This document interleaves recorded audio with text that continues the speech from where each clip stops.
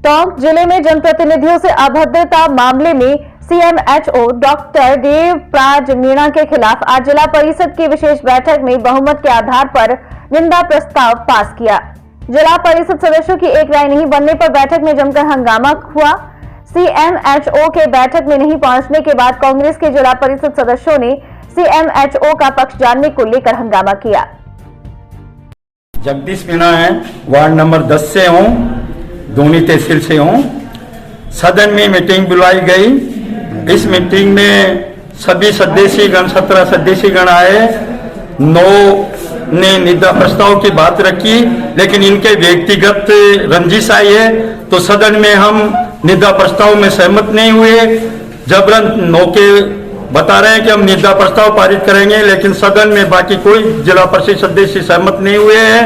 इनके व्यक्तिगत रंजिश आई थी। पक्ष सुनने के बाद में हम निंदा प्रस्ताव की आगे में बात करेंगे। विपक्ष वाले आए नहीं तो हम इस स्थिति में हम निंदा प्रस्ताव की सहमत नहीं। तो वो पास हो चुका। आपने विरोध भी किया, बाहर निकलने की कोशिश की, बावजूद उसके निंदा प्रस्ताव पास हो गया, क्या कहेंगे? हम उसमें सहमत नहीं है। बाकी 25 में से 9 निंदा प्रस्ताव पारित करे तो निंदा प्रस्ताव पारित नहीं होता है। निंदा प्रस्ताव पारित करने के लिए उनके पास 17 चाहिए, वो 9 सहमत है तो हो सकता है इनके व्यक्तिगत रंजिश आई है तो उसमें हम निंदा प्रस्ताव पारित करने में सहमत नहीं है। सीएमएचओ की अभद्रता मामले में आज साधारण सभा की बैठक बुलाई, क्या कुछ निर्णय लिया गया?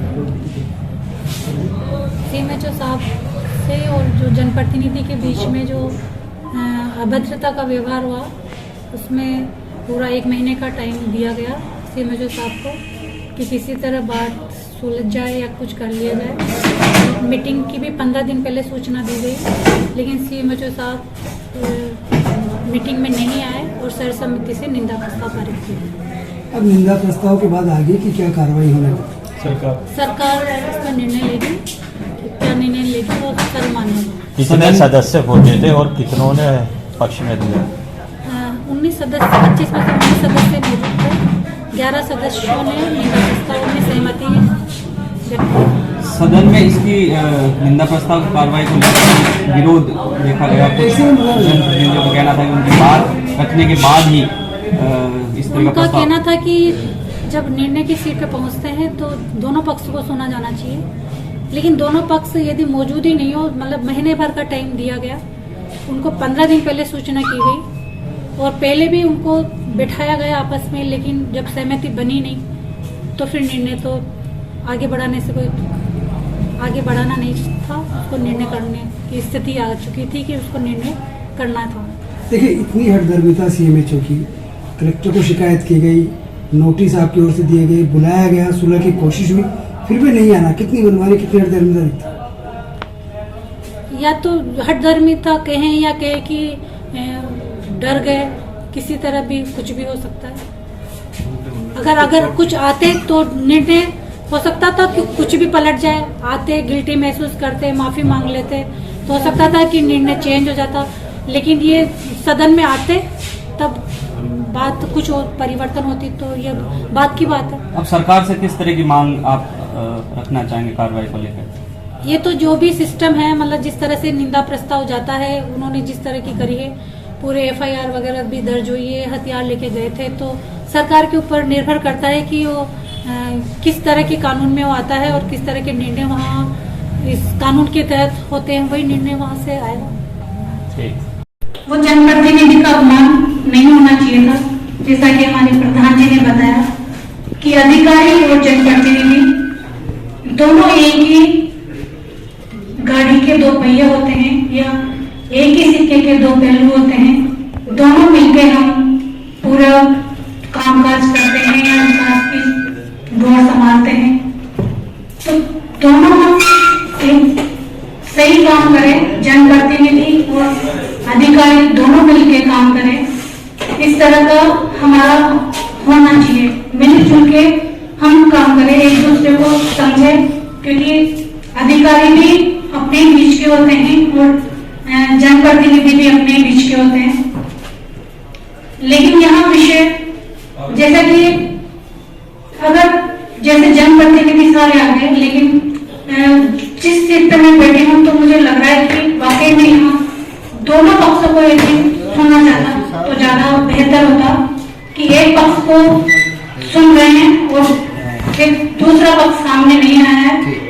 गलती तो है कि जनप्रतिनिधि जनता के बीच में से चुनकर आए हुए होते हैं, तो ये द्वारा तो जनता कहाँ जाएगी।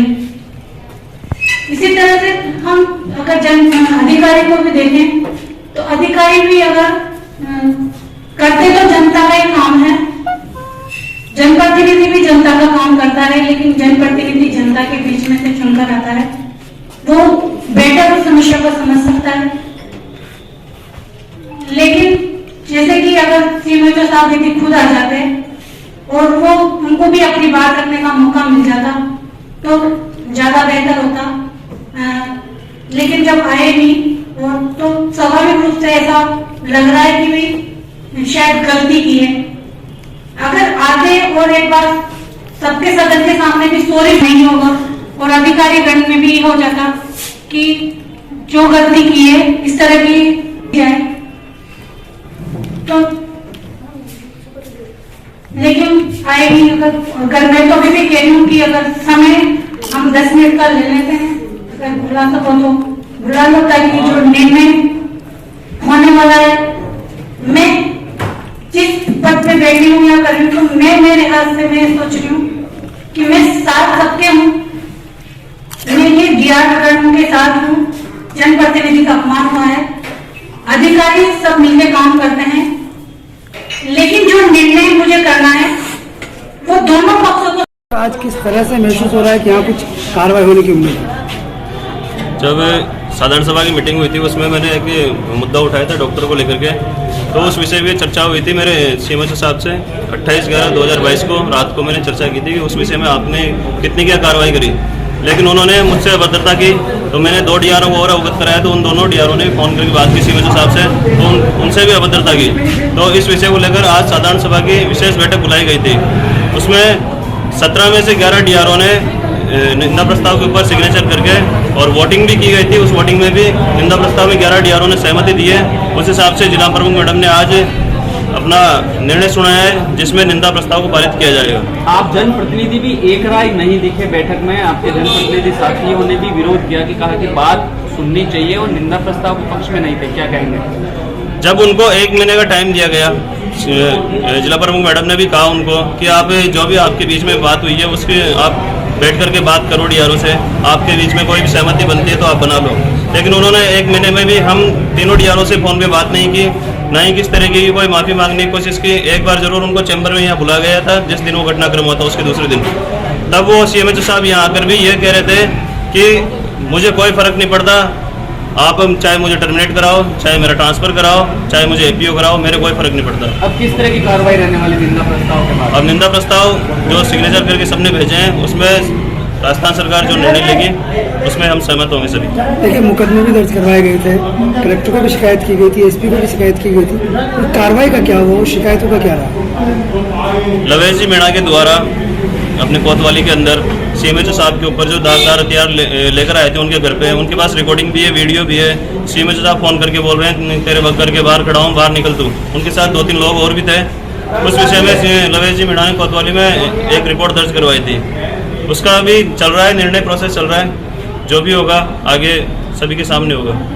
सीएमएचओ के खिलाफ जिस तरह की कार्रवाई की मांग थी आप लोगों की, एफआईआर भी दर्ज हुई, 1.5 महीने से ज़्यादा वक्त हो गया, किस तरह देख रहे हैं अब तक कार्रवाई नहीं होना और अब जिला परिषद की बैठक में निर्णय हुआ है?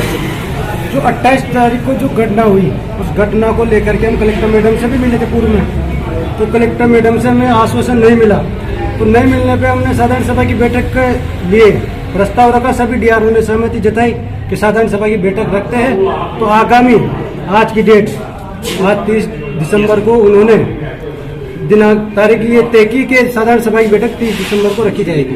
तो आज के दिन आए, सब लोगों ने अपनी अपनी बात रखी, सब लोग प्रमुख मैडम ने पक्ष सुना सभी का, और जो सर्वसम्मति से सभी ने उसके खिलाफ निंदा प्रस्ताव पारित किया।